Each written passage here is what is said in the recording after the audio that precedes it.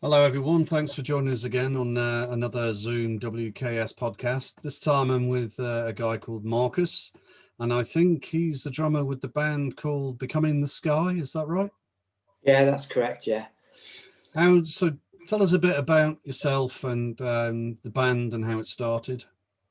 Well, it was about it would be about a year and a half ago. It was spring 2019. I think we all formed. We'd all been in different bands.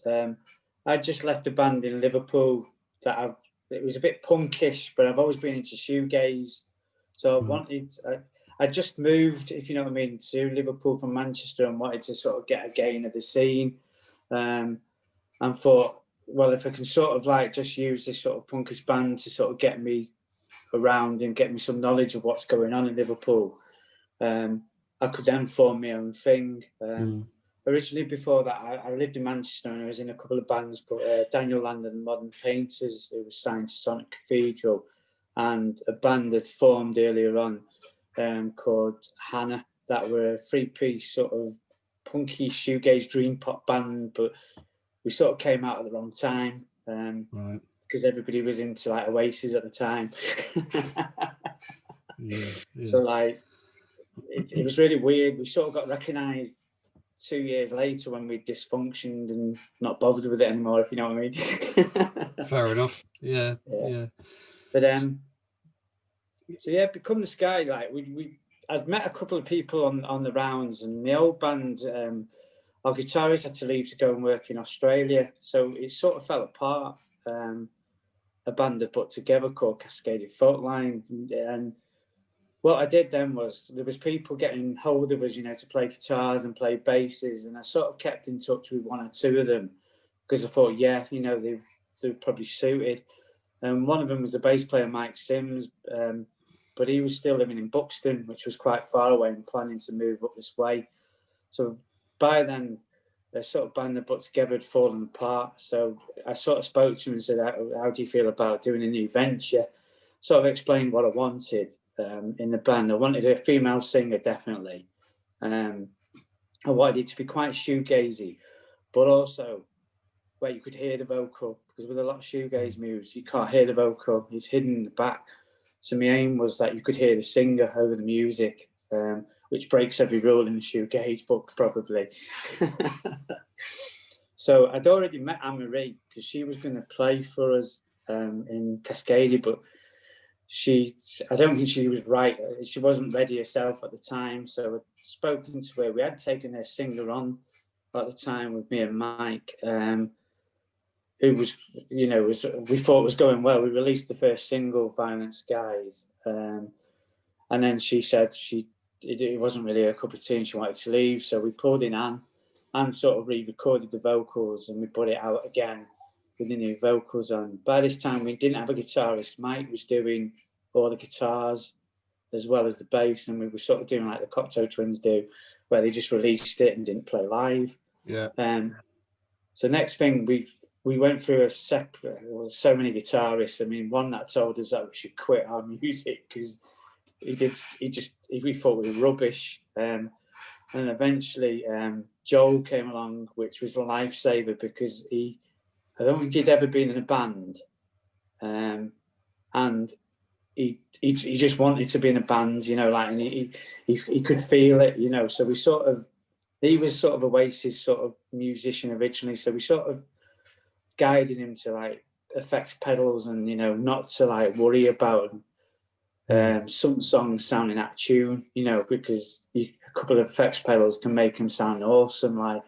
So he sort of then bought himself his Verse Zoom pedal and went away with it and then started making all these great sounds. And then eventually we had more music than we could write because he was just like playing with his pedals and, sending his music clips of stuff and says, what can we do with this? So it's been quite nice, even though we've sort of started off really well, if you know what I mean. It's been quite nice, Craig. Yeah. I think the thing also, I mean, you say it was 2019 or something. And then, of course, we've had the lockdowns, haven't we? So have you, as a band then, you've not been able to meet up, or you're just doing it online? We met up, summer when it sort of ended the first lockdown. We did a rehearsal in the garden, and we sort of because we played live a couple of times anyway. We played the live set, but we taught each other quite early on to use Logic and stuff like that, and plugins. So someone would record the bass, someone would drop it down to me, and like Liverpool, I'd play the drum over it. I mean, some of it's live drums, some of it's electric drums, but going through easy drummer, so it sounds natural and you're playing it still. So it gave that pure sound still, you know. It wasn't like we were recording. Then the singer, she had a setup anyway because she was doing acoustic stuff at home. Joel, he was fairly new, so he got himself up to gear with it. So then eventually, the last couple of EPs we've done, and people have sort of said, "How they knocked that out?" You know, during lockdown, and they managed to record it before. We've been recording in lockdown quite a while. And then what we've been doing is when we met up for the garden rehearsal, we learnt the new songs, sort of thing that we've recorded. Because like Rain Down, Written in the Stars, and the last one we did, You're Near, we sort of rehearsed them and then we put them together, and then we had to re-rehearse them when we did the garden rehearsal, and we were quite surprised with the sound that came out. You know, we thought, oh, we're going to struggle, but we managed to actually play the song live, and I think that's sort of shows how good all of them are as musicians as well. Like, brilliant. I mean, we're really missing being together because, like Joe, our guitarist, will tell you, he prefers to play the guitar live, and he's finding it hard being on his own and making the sound into like a microphone and then sending it, where he says he prefers us all hearing it there and then, so we can sort of say, you know, turn that up, put that down. Right. But he's done a good job, to be fair with him, like, you know. Brilliant. So you've got a single coming out again, haven't you, or soon? Yeah, well, we're sort of arguing about whether to do an album or a single, because we've sort of got, since lockdown, we've got like, our Google Drive is full of ideas and full of like 5 or 6 songs. So like at the moment we've been mixing and mastering like a couple of songs we played live last year when we could, and a couple of new songs that we've sort of had ideas with, and we had a couple of jams in the last rehearsal we met at, you know, the big one where you were allowed in the rehearsal rooms. It was sort of noise at that time, but we've managed to sort of generate them into a song, and they're sounding quite full because we've learned, you know, because we've been off. All of us have been able to, you know, like YouTube videos and sort of like get a bit more knowledge on actually recording, because the very first single, EP, Aurora, me and Mike basically mixed that, and it was the first thing I'd ever done. And I never even touched, you know, stuff like Logic or anything like that. I didn't really know much about it. I didn't really know much about studio work at all, or getting sounds big. And I sort of put it out, and the first song off it, Violent Skies, got played on radio. So I was even surprised they played it, if you know what I mean. Because I was thinking it's just more of a rough demo. So we got then speaking to Neil Marsh, and he's like a submitter for, you know, Radio 6 and all that sort of thing. He does the Fresher Than Net submissions for Tom Robinson, I think his name. He said that the only fault you'd ever get, he said our music was beautiful, but he said the only fault was it's not radio friendly. And I was like, well, what do you mean? He says, you put the drums up and you put the mic up, you know, like they used to do in the 80s. And I said, I'd never known about it. I said, well, I'm sort of doing this on my own back. And he said, well, I've got a guy who's into your music who would probably be good for you to master and mix for you. He said, if you can get your tracks ready, then send them off to him virtually and he'll do it. So he sort of picked up after Written in the Skies and started doing it for us. And we could notice, you know, the sound was more pure. It wasn't like sort of, you wouldn't hear where I've cut in a guitar solo, you know. Right. Well, funnily enough, I mean, before we came on air here, I listened to one of your tracks. I think it was Rain Down, I think you. Yeah. And I'm surprised it's quite a full sound you've got going there, isn't it? Yeah, well, what we tend to do, there's a bit of magic in it. What I do is, they sort of play all the stuff, but then on Logic, I've learned over the last couple of months how to. We always used the blue light sky pedal in Daniel Land, and that always used to fill this acoustic sound out massively. So to buy one, they're like £400 or £500. And I just think, you know, where this guy on like YouTube had shown how on Logic you could redo the blue light pedal into your music. So then I started using that, and started looking into stuff that Radiohead had used, you know, on their effects pedal boards, and seeing if I could actually put any of their sounds into that as well. And it quite easy, you know, like I was quite shocked how easy it was to make the effects pedals. So what we would do then is I would get the guitarist Joe to like do 2 or 3 layers of the song. One would be his natural layer, which would sit in the song. The second one would be shoegaze to heaven, you know, like I'd put every effect on it, but still have it running with the same like electric behind it. So you could always hear his stuff behind it, you know, or in front of it, but it still had that in the back of it to sort of fill it out. And the bass, it wasn't hard to sort of bump that up, you know. I mean, the only thing that I think from my personal point of view for me is I'm not very good at hiring up the kit. I'm not very good with mastering vocals at the moment, because I make it so dream poppy and shoegaze, the vocal gets lost a bit. Got you. Yeah. It's quite ethereal. Some of the sound is quite ethereal. It's there, isn't it? Yeah. You know, it's like the last track we did was You're Near. We used some violins, and we got live violins done by a local girl called Anne Chambers that we know here, Amy Chambers. She does a lot with like Liverpool bands, you know, on the orchestrated side. And I sort of sent her the track and said, all I want is you to do what you'd think would fit over it, and I'm going to like gaze it up a bit and make it a bit more flowy. So she said, that's fine. So we did that, and then we put the acoustic behind it. And then I didn't want on that track any drums at all. I wanted it just to be, you know, like a lovely flowy track, sort of with the vein of like Susie and the Banshees, where they kept it quite simple in stages. So we did that, but then I got really angry because I couldn't get the vocal higher, even though the vocals were really high originally before I'd put the violin on top. So then I sent it to Mark, and he managed to bring out the vocals a bit, but I was still like, no, it needs more out because it's the vocal that drives it. Yeah, I mean, who's the main lyricist in your band then? Anne-Marie tends to be. Basically, it's either Anne-Marie or Mike, our bass player. Mike will sometimes write a structure. Like Violent Skies, our first one, that was written by Mike, and he did the lyrics. Then the other stuff we sort of trash together, make a beautiful sound, and then we sort of say to Anne-Marie, right, we'll go off and, you know, like do something over it. Like Rain Down, that was strictly Anne-Marie who had written that track actually. She wrote the guitar and the vocal for that. It was one of the first she'd done, like, and we sort of put our stuff over it then. So it was quite nice having that. Where my favourite Escape, which is the more flowy sort of Cocteau Twins one, me and Mike wrote that and then said to Anne-Marie, will you go away and put something over it? Which she did do, you know, and it just come back perfect, like when we'd sort of had it.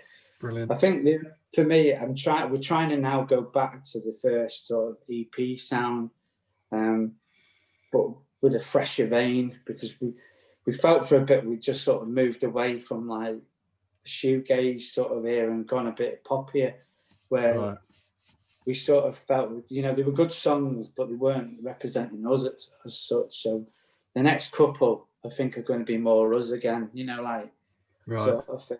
So the more like full on, you know. Yeah. What's next then for Becoming the Sky? I mean, I noticed on your website you've got a couple of gigs booked for next year. Is that right? Or no, this year actually. Yeah. Well, I hope for hoping to go forth. Like basically, we've sort of got a connection with Wales. So I played for a festival years ago, and I've always kept in touch, and we sort of showed them the music. And she said last year it was going to be really big. Like, and they had the likes of Space on, and the Seahorses singer, you know, Ian Prowse as well from Pele. So there were some really good bands on there, but they cancelled it obviously because of COVID. But then Philippa sort of got back in touch with us and said she aims to get it up, hopefully running this year, but obviously we don't know if it will because we're still in the pandemic sort of thing. Mm. But while that was going on, we sort of said, could we play? She said, will you be willing to play like you were last year? So I said, yeah, because for me, it's my hometown that we're playing in, where the festival is, and they moved it from Holywell Town to Caerwis, so I can probably pull a lot of people from Caerwis there, you know, because I'm playing. And then soon after that, we just got offered the gig in Flint Castle, which I just was the day after doing this one, and they said, do you want to play? So we were like, yeah. We don't seem to have a problem with playing and getting gigs. And my worry is I'm trying to keep hold of the gigs, obviously, because every band is going to want to play when this COVID's over. Yeah. So, you know, people have got a bit more freedom because they haven't played in like a year or two, you know, like sort of. So I've sort of said to the guys, we should honour these and keep them and play them if we can, or if not, stay on the list, like, for playing them. And they're in agreement, like, you know, because we're sort of looking at our last gig was last February, you know, so like it's nearly a year, you know, like some play. There are a lot of bands in the same situation, aren't they? I mean, you know, I mean, it seems with the lockdown, it seems that, you know, at least you've managed to keep productive in a sense. You keep musically busy. Yeah, I mean, it has been quite good. Some bands in the local area have asked us how we've done it, and I've sort of said, if you want to Zoom, I'll chat you through it. It's not hard, you know, and and Mike's quite good. Mike's always looking for new toys, you know, that we can sort of jam between us all, because we've been watching these videos, obviously, where like Elbow have managed to plug in with each other and do Zoom and play live, and we tried the live thing on Zoom, and obviously you've got that bit of what's name between it, lag. Yeah, so, the lag, yeah. So we were trying to find out how we can get rid of the lag to the closest. Now, I think Mike found something on Lander, which is on site, which is like a Zoom program, and you're allowed to sort of plug in if you've got, you know, like your Focusrite sort of pedals to be able to do that. So we're going to try that hopefully in the next couple of weeks and try and jam again, you know, and see where we come up with. But it has been hard, like. Okay, so bit of a daft question, or maybe a throwaway question, I'm not sure, depends how you look at it. If you were sort of talking to a younger version of yourself, what bit of advice would you give yourself? You know what, there's quite a lot of advice I'd give you. I'd say try and be as active as you can. Try not be sucked in by labels and stuff. You don't really need a label. You know, I bet you just for the first 2 years, I'd say you probably don't need a label. You can do it on your own back, a lot of it. And there's a lot of people out there who want to take your money off you. You know, I've learned one biggest thing I learned when I was with Daniel Land. He used to have, I don't know if you remember it, he used to have a music festival called In the City in Manchester. Right. And it was run by it was Tony Thingamajig, you know, the one who used to run what did he used to run now? The music company that like Happy Mondays was signed to and all that. And he'd bring all the bands into Manchester. You'd play in front of all this record company, but you soon got to learn that the record company were only after what they were after, and they were after a certain sort of style of music at that point. We weren't after hearing other bands. It was like, I remember playing one where Amy Winehouse was the new thing, and that's what they wanted at that state. Anybody who wasn't going to sing like Amy Winehouse wasn't going to get on a bill, really, you know, or be signed. So I'd say sometimes be a bit cheeky. And Danny, he didn't do it. He said, we're not doing it. And I was like, but why? Like, you know, it's the biggest thing. And he was like, because, you know, we don't need them. If we're good enough, they're going to come and knock on our door and speak to us, you know. And if we go out and down the right roads, they're going to come down. And I thought at the time, because I'd been like a big band member, I'd done all the bookings for bands for myself and gone and done all that and gone outside, you know, hotels with thousands of CDs saying, this is our music, have it. And within a week, Danny had got an interview in the Evening News about why we didn't play it. And I thought it was quite clever, you know, because it then opened us up to a bigger. Then next thing, The Guardian were interviewing him, you know, about music and stuff. And I thought, yeah, that little bit of arrogance is sort of like, Yeah. Don't be scared of failing as well. Fair play, mate. Yeah, fair play. Yeah. All right. Well, coming up to the end of the interview, I always ask everybody this question. Is there anybody you'd like to thank for you being here musically now? Yeah, there's a few. I think probably the Cocteau Twins are one of the biggest influences. But my biggest influence will probably be Simple Minds drummer Mel Gaynor.